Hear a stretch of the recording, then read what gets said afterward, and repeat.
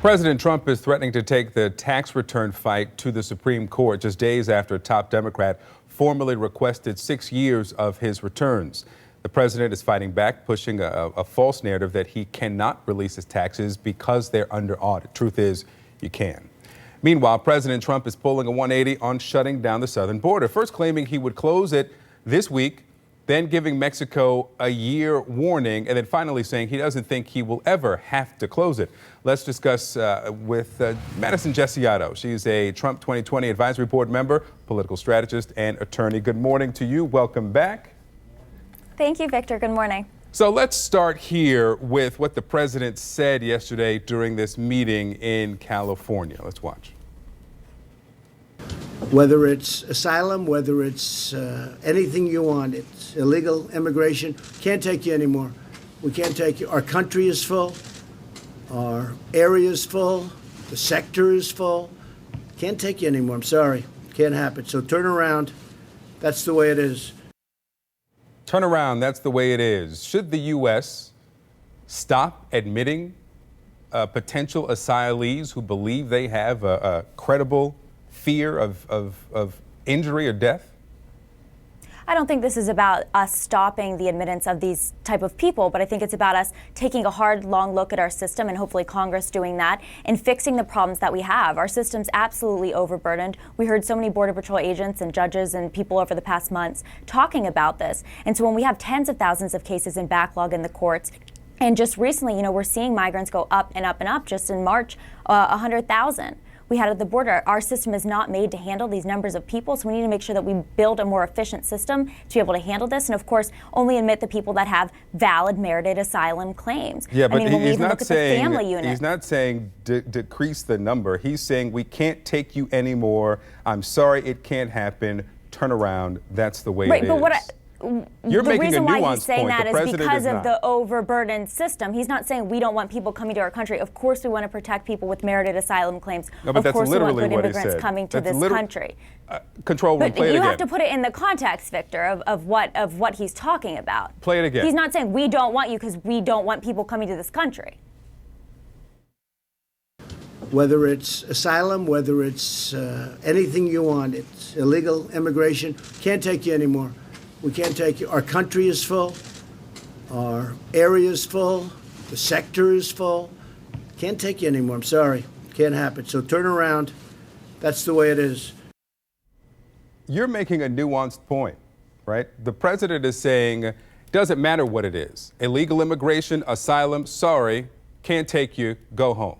Right, and he's referring specifically to that overburdened system. We need to address this overburdening of our system in order to be able to take people. We can't have a system that just possibly can't take one more person because there's no space. So we need to make sure we address that so that we can take the people. So right now, no, we're overburdened, but this will be addressed. And like I said, this is something Congress also needs to be addressing. When you even look at what we're seeing with family units coming, this has increased drastically because of our laws that need fixed. 193 fake families have been apprehended. And we need to protect children.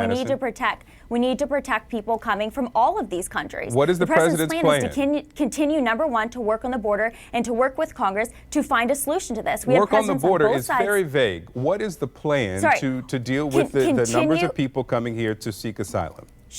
Sure. Number one, continue to address the issue we have in regards to border security, as he has been doing. He's been committed to this. He's committed to the safety and security of the American people. How does border security compare with people coming to seek asylum? If they come to the port of entry, right, the way in which the administration wants people to request asylum, that is not a border security issue. Right, but what I'm explaining is part of the problem that we're facing with the overburdening of Border Patrol is the fact that our border is not secure. And so we have people coming across, and that's burdening their resources, their time. These Border Patrol agents can't possibly do all of this. They just don't have the time or the resources. There's not enough of them. So that's part of the problem here. Again, going back to the point I was making is for many, many years we had Republicans and Democrats in the White House, in Congress, promising to address this, and nothing got done. And so I really hope this is the turning point where we see something change. Well, the president has made several promises this week in which he suggested he would close down the border, and then he said that he would go to tariffs in a year potentially, and then close down the border. Let me ask you about the wall that the president calls a wall. It's really a fence. How does what the president went to, I guess, receive his plaque yesterday qualify as what he promised during the campaign? Well, number one, he promised border security. He promised that the American people would be protected and that the crisis on the border would be addressed. He promised a wall and that's that what's going Mexico would on. pay for. That was a fence that the U.S. taxpayers paid for that Barack Obama approved in 2009. Yeah, I'm going to be honest with you. Yes, Barack Obama did not approve this. He said that they wanted to get this done. But guess what? The funding came from President Trump's administration. So it finally was funded. It doesn't matter where it started. I'm just glad that it's finished. Is this, is this a wall? How does this qualify as a wall? Especially the wall that President Trump, as candidate Trump, promised during the campaign. You know, as far as I'm concerned, and many people across this country are concerned, we're concerned about border security. Whether this is, you want to call it a fence, a wall, whatever you want to call it. You know, President Trump says you want to call it peaches, call it peaches. But it's protecting the people of this country. We want to continue to approve miles and miles across the border that have been contracted. We're waiting for funding on that. And I mean, when we see the drastic numbers, I think that will result in terms of drugs going down when it comes to them coming across the border, people of this country being protected. But the majority of drugs that come into the country come through the ports of entry. So. All right, but that doesn't matter. But there's still a lot of drugs coming across at those points that we don't want to see. I mean, and again, I've said this to you before on this program. It does. I'm from Ohio. All of it people matters. across this state have been most affected. They have been dying. I know people who have passed away as a result of this. And so when we have fentanyl coming in enough, you know, across and a lot of that comes unprotected through the parts mail. of the border. Right. And we need to address all of these things. It's not just a single issue.